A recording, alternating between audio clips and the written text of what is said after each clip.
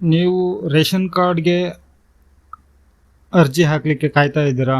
ನೀವು ನಿಮ್ಮ ರೇಷನ್ ಕಾರ್ಡ್ನಲ್ಲಿ ಇರುವ ಸದಸ್ಯರನ್ನು ತೆಗೆಯಲು ಅಥವಾ ಸದಸ್ಯರನ್ನು ರೇಷನ್ ಕಾರ್ಡಿಗೆ ಸೇರ್ಪಡೆ ಮಾಡಲು, ಇಲ್ಲ ಮನೆಯ ಕುಟುಂಬದವರು ಮೃತರಾಗಿದ್ದರೆ ಅವರನ್ನು ಡಿಲೀಟ್ ಮಾಡಬೇಕಾ?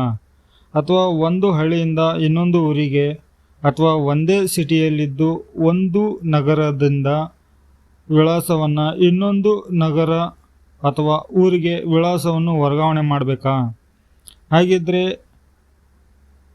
ಮಾಹಿತಿಯನ್ನು ತಿಳಿಸಿಕೊಡ್ತೇನೆ, ಯಾವಾಗ, ಎಲ್ಲಿ, ಯಾವ ದಾಖಲೆಗಳು ಬೇಕು ಅಂತ. ಗೃಹಲಕ್ಷ್ಮಿ ಯೋಜನೆಯ ಹಣ ಯಾವಾಗ ಬರುತ್ತೆ ಅಂತ ಬಹಳ ಜನ ವೀಕ್ಷಕರು ಕಾಮೆಂಟ್ ಮುಖಾಂತರ ಪ್ರಶ್ನೆ ಮಾಡ್ತಾಯಿದ್ರು. ಅದರ ಬಗ್ಗೆ ಕೂಡ ಮಾಹಿತಿಯನ್ನು ತಿಳಿಸ್ತೀನಿ. ಜೊತೆಗೆ ಇದುವರೆಗೂ ಯಾರಿಗೆ ಒಂದು ಕಂತಿನ ಹಣ ಬಂದಿಲ್ವೋ ಅವರಿಗೆ ಕೂಡ ಏನಕ್ಕೆ ಬಂದಿಲ್ಲ, ಹಾಗಿದ್ರೆ ಬರೋ ಹಾಗೆ ನೀವು ಏನು ಮಾಡಬೇಕು ಅನ್ನೋದು ಕೂಡ ತಿಳಿಸ್ಕೊಡ್ತೀನಿ. ಚುನಾವಣೆ ಸಂದರ್ಭದಲ್ಲಿ ಹೊರಡಿಸಲಾದಂಥ 5 ಗ್ಯಾರಂಟಿಗಳಲ್ಲಿ ಒಂದಾದ ಗೃಹಜ್ಯೋತಿ ಯೋಜನೆ 200 ಯೂನಿಟ್ ಇನ್ನು ಮುಂದೆ ಇಂಥವರಿಗೆ ಉಚಿತವಾಗಿ ಸಿಗೋದಿಲ್ಲ. ಯಾಕೆ ಅಂತ ನಿಮಗೆ ಪ್ರಶ್ನೆಗಳು ಹುಟ್ಟೋದು ಸಹಜ. ಏಪ್ರಿಲ್ 1ರಿಂದ ಈ ಹೊಸ ನಿಯಮ ಜಾರಿ. ಸರ್ಕಾರದಿಂದ ಹೊರಡಿಸಲಾದಂಥ ಹೊಸ ಆದೇಶ. ನಿಮ್ಮ ಹತ್ರ ಆಧಾರ್ ಕಾರ್ಡ್ ಇದೆ ಅಂದರೆ ನೀವು ತಪ್ಪದೇ ಈ ವಿಡಿಯೋನ ನೋಡಿ ಈ ಕೆಲಸವನ್ನು ಜೂನ್ 14ರ ಒಳಗಡೆ ಕೂಡಲೇ ಮಾಡಲೇಬೇಕು.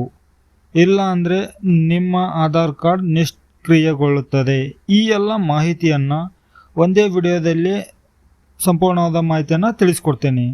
ವಿಡಿಯೋನ ಶುರು ಮಾಡೋಕ್ಕೂ ಮುನ್ನ ಇದುವರೆಗೆ ಯಾರೆಲ್ಲ ಚಾನಲ್ಗೆ ಸಪೋರ್ಟ್ ಮಾಡ್ತಾ ಇದ್ದೀರಾ ಅವರಿಗೆಲ್ಲ ತುಂಬ ಧನ್ಯವಾದಗಳು.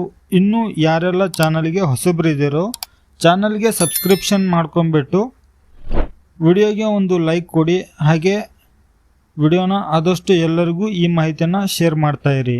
ಇದೇ ಥರ ಸಪೋರ್ಟ್ ಮಾಡ್ತಾಯಿರಿ. ನಿಮ್ಮ ಸಪೋರ್ಟು ನಮಗೆ ಅತ್ಯಮೂಲ್ಯ.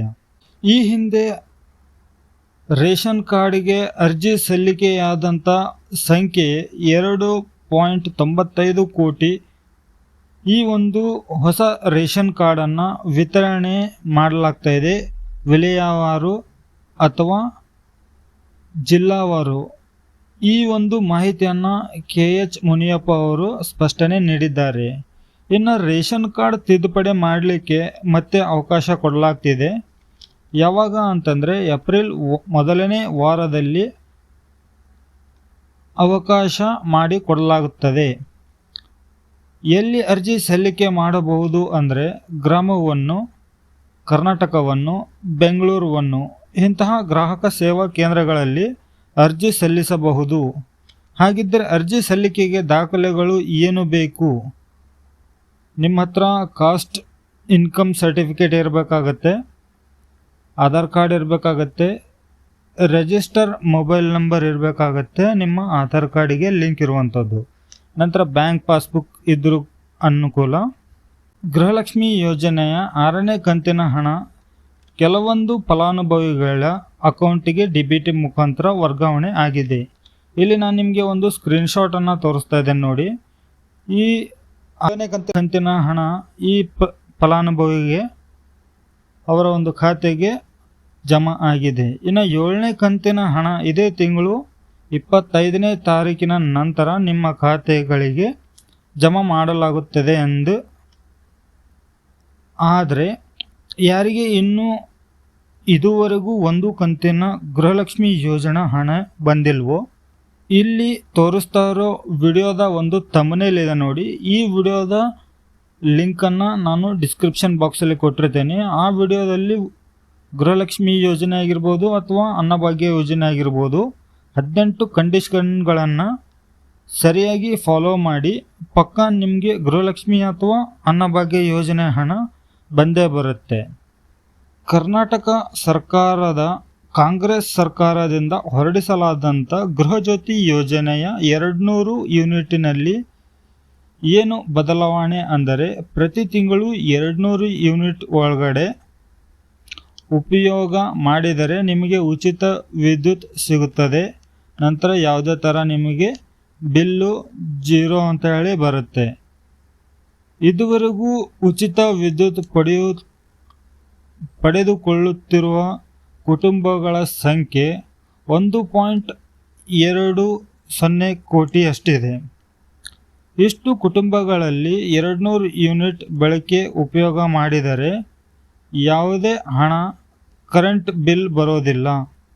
ಬೇಸಿಗೆಯ ಉಷ್ಣದಿಂದ ಕಂಗಾಲಾದ ಜನರು ತಂಪು ಇರಲು ಮನೆಯಲ್ಲಿ ಕೂಲರ್, ಎಸಿ, ಫ್ಯಾನ್ ಮುಂತಾದವುಗಳನ್ನು ಸತತವಾಗಿ ಉಪಯೋಗ ಮಾಡುವುದರಿಂದ ಹಿಂದಿನ ತಿಂಗಳಿಗಿಂತ ಈ ತಿಂಗಳಿಗೆ ಕಂಪೇರ್ ಮಾಡಿದರೆ 20% ಹೆಚ್ಚು ವಿದ್ಯುತ್ ಬಳಕೆ ಆಗ್ತಾ ಇದೆ. ಆದಷ್ಟು ವಿದ್ಯುತ್ ಉಳಿಸಲು ಹಾಗೂ ಬಿಲ್ ಪಾವತಿ ಆಗಲಾರದ ಹಾಗೆ ಮಾಡಲಿಕ್ಕೆ ಅವಶ್ಯಕತೆ ಇದ್ದಾಗ ಮಾತ್ರ bulb, tube light, fan, AC, cooler ಬಳಸಿ. ಅನಾವಶ್ಯಕವಾಗಿ ಎಲ್ಲವನ್ನು ಶುರು ಮಾಡಿ ಆ ಕರೆಂಟನ್ನು ಪೋಲು ಮಾಡಬೇಡಿ. ನೀವೇನಾದರೂ 200 ಯೂನಿಟ್ಗಿಂತ ಜಾಸ್ತಿ ವಿದ್ಯುತ್ ಬಳಕೆ ಮಾಡಿದರೆ ಹೆಚ್ಚಿನ ಯೂನಿಟ್ ಅಂದರೆ 200 ಯೂನಿಟ್ ಮೇಲ್ಪಟ್ಟರೆ ಪ್ರತಿ 1 ಯೂನಿಟಿಗೆ 7 ರೂಪಾಯಿಯಂತೆ ಪಾವತಿ ಆಗುತ್ತದೆ. ಆಧಾರ್ ಕಾರ್ಡ್ ಯಾರೆಲ್ಲ ಹೊಂದಿದ್ದೀರೋ ಅವರೆಲ್ಲ ನಿಮ್ಮ ಆಧಾರ್ ಕಾರ್ಡ್ ಡಾಕ್ಯುಮೆಂಟ್ ಅಪ್ಡೇಟನ್ನು ಕಡ್ಡಾಯವಾಗಿ ಮಾಡಿಕೊಳ್ಳಲೇಬೇಕು. ಇಲ್ಲವಾದರೆ ನಿಮ್ಮ ಆಧಾರ್ ಕಾರ್ಡು ನಿಷ್ಕ್ರಿಯಗೊಳ್ಳುತ್ತದೆ.